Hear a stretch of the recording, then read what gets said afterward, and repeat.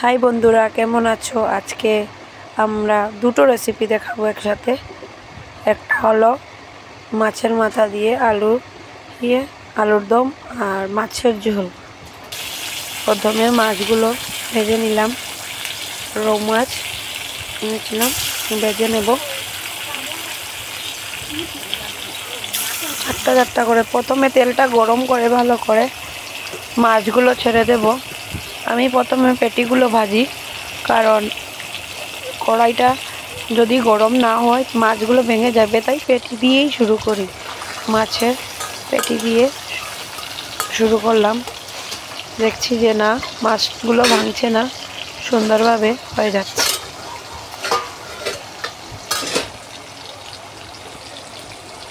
এবারে বলুন আপনারা কেমন আছেন। আপনারা ভিডিওতে লাইক কমেন্ট করতে ভুলবেন না, কিন্তু চ্যানেলটাকেও সাবস্ক্রাইব করুন, আমাকে সাহায্য করুন। আমি অনেক ভালো ভালো রেসিপি বানিয়ে আপনাদেরকে শেয়ার করব। আমাকে সাহায্য করুন।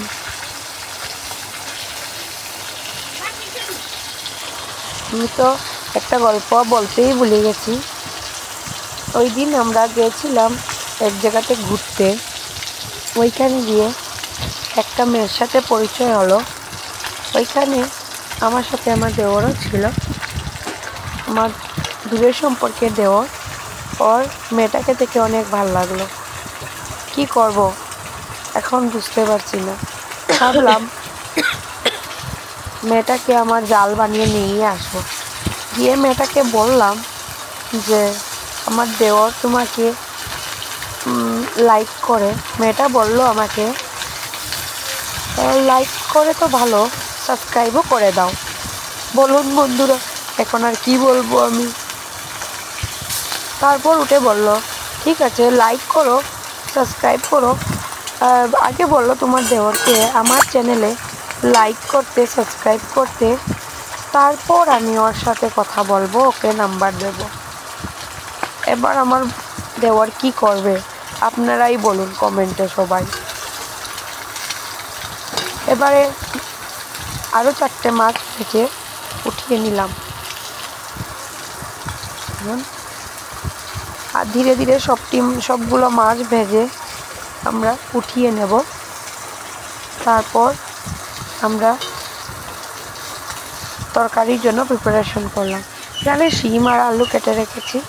আজকে মাছ দিয়ে শিম আর বানাবো। এখানে রেখেছি মাছের মাথা দিয়ে বানানোর জন্য আলু। ভালো করে মাছগুলো ভাজতে হবে।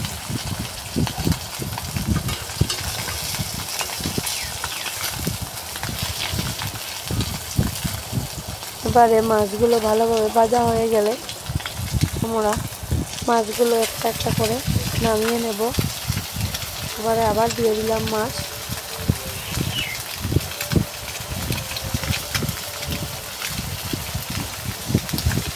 একসাথে দেওয়া যায় না বন্ধুরা, কড়াইটা ছোটো, মাছগুলো উল্টো পাল্টো করানো যায় না, তাই একসাথে দেওয়া যায় না।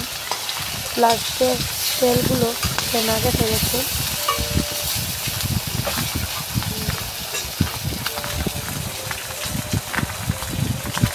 তেল দেব, দিয়ে মাছগুলোকে নাড়িয়ে ছাড়িয়ে নেব।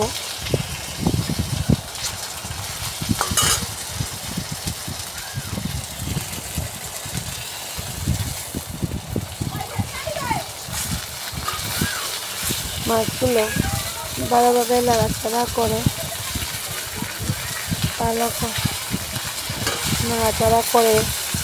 ভালোভাবে ভাজতে হবে মাছগুলো, গ্যাসের আঁচ কমিয়ে, না হলে মাছগুলো ভিতর কাঁচা রয়ে যাবে, বাইরটা জ্বলে যাবে। এবারে তরকারির জন্য আমরা মাছটা নামিয়ে এখানে পেঁয়াজ দিয়ে দিলাম। পেঁয়াজগুলো লাল লাল করে ভাজবো। তারপর আমরা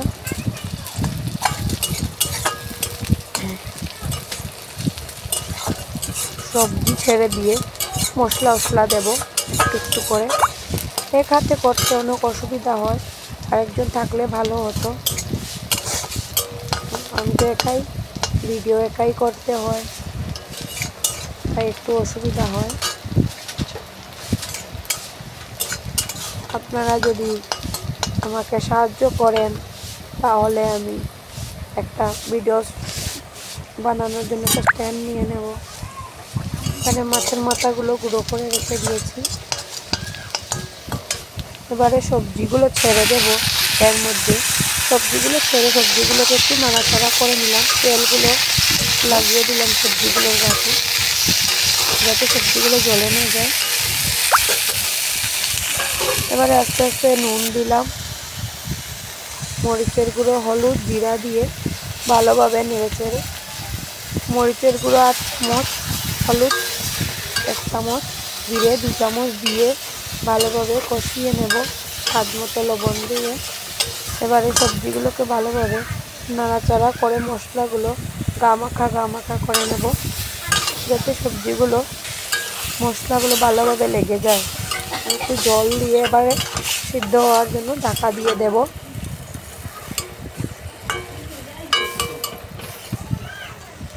এবারে ঢাকা দিয়ে দেব। এই দেখুন 5 মিনিটের জন্য ঢাকা দিয়ে দিয়েছিলাম। ভিডিওটা অনেক লম্বা হয়ে যাবে, তাই ছোটো করে করেছি, 2টো ভিডিও আছে। আলুগুলো এখনো সিদ্ধ হয়নি, আবার ঢেকে রেখে দেব 5 মিনিটের জন্য।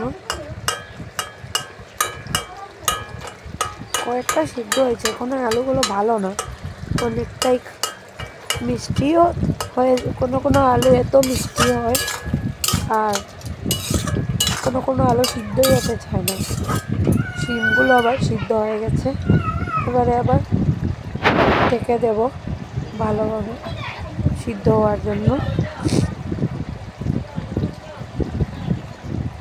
দেখতে পাচ্ছেন কি সুন্দর কালার হয়েছে। ঢাকনি দিয়ে 5 মিনিটের জন্য রেখে দেব।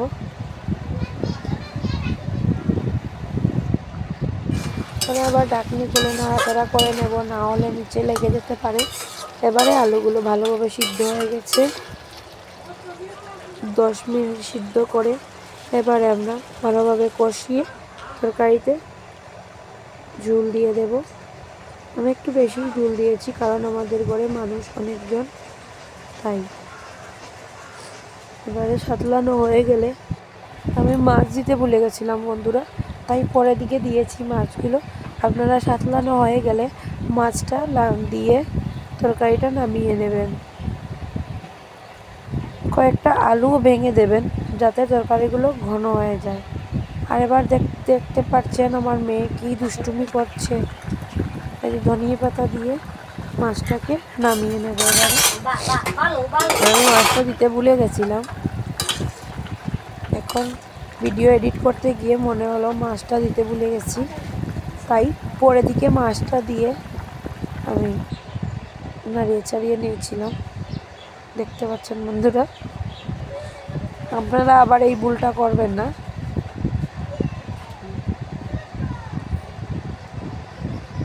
এবারে আমরা তরকারিটা কালার কীভাবে কী হয়েছে আমাকে কমেন্টে বলো সবাই। এবারে আবার পেঁয়াজ দিয়ে দিলাম, তেল দিয়ে কড়াইতে আলুগুলো ছেড়ে দিলাম মাছের মাথা মুড়িঘণ্ট বানানোর জন্য। মাছের মাথাগুলো দিয়ে মাছ মুড়িঘণ্ট বানাবো। জিরে দিয়ে লবণ দিয়ে দিলাম স্বাদ মতো। আবার নাড়াচাড়া করে আলুগুলোকে ভালোভাবে ভেজে নেব। আলুগুলো ভাজা হয়ে গেলে এতে আমরা একটু একটু করে মশলা দেব। হলুদ দিলাম স্বাদ মতো, কালারের জন্য হলুদ, মরিচ 8 চামচ, জিরে গুঁড়ো 8 চামচ, স্বাদ মতো লবণ দিয়ে ভালোভাবে নাড়িয়ে চাড়িয়ে আর একটু জল দিয়ে আলুগুলোকে ভালোভাবে নাড়িয়ে চাড়িয়ে কষিয়ে নেব। ভালোভাবে মশলাগুলোকে ভেজে নেব। তারপর জল দিয়ে আলুগুলোকে সিদ্ধ হওয়ার জন্য ঢাকনা দিয়ে দেবেন, তাড়াতাড়ি সিদ্ধ হয়ে যাবে। আমি একটু নাড়াচাড়া করছি, মশলাগুলো ভাজছি। ভাজতে একটু সময় লেগে যাচ্ছে আমার। আপনারা আলুগুলোকে একটু ভাজা ভাজা করে তারপর ঢাকনা দিয়ে সিদ্ধ করবেন।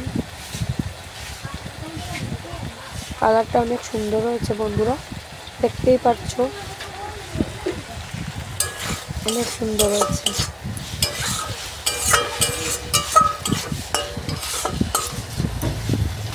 আমার দেখেই জিভে জল চলে এসছে।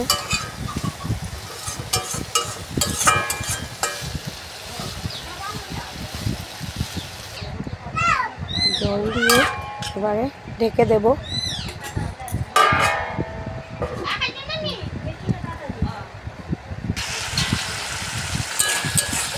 এবারে মাছের মাথাগুলো দিয়ে ভালোভাবে নেড়ে দিয়ে চিড়েগুলো দিয়ে দেব।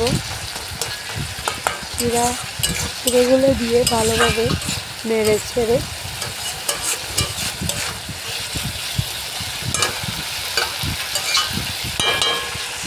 রেডি হয়ে গেল আমাদের মাছের মাথা দিয়ে আলু দিয়ে মুড়ি ঘন্ট। দেখতে অনেক সুন্দর হয়েছে আর খেতেও দারুণ হয়েছিল বন্ধুরা। আপনারা বানিয়ে খেয়ে দেখবেন, খেতেও যেরকম দুর্দান্ত হয়েছে দেখতেও দুর্দান্ত হচ্ছে। আমার তো খুবই ভালো লেগেছে।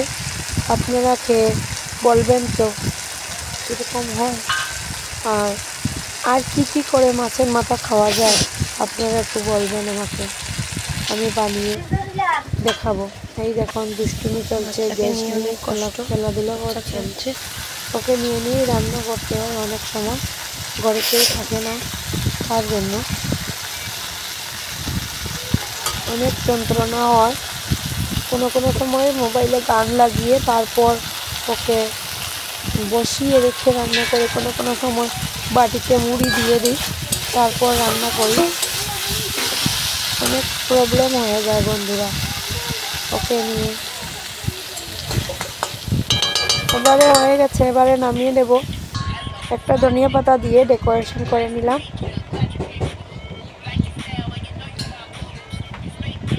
এবারে সুন্দর করে নামিয়ে নিলাম। বন্ধুরা কেমন হয়েছে বলবেন। দেখতে পাচ্ছেন অনেক সুন্দর হয়েছে, খেতেও দুর্দান্ত হয়েছে। টাটা বন্ধুরা, আমার চ্যানেলটাকে সাবস্ক্রাইব করতে ভুলবেন না, বেল আইকনটি দাবাবেন। টাটা বন্ধুরা, সবাই ভালো থাকো, আবার দেখা হবে নেক্সট ভিডিওতে।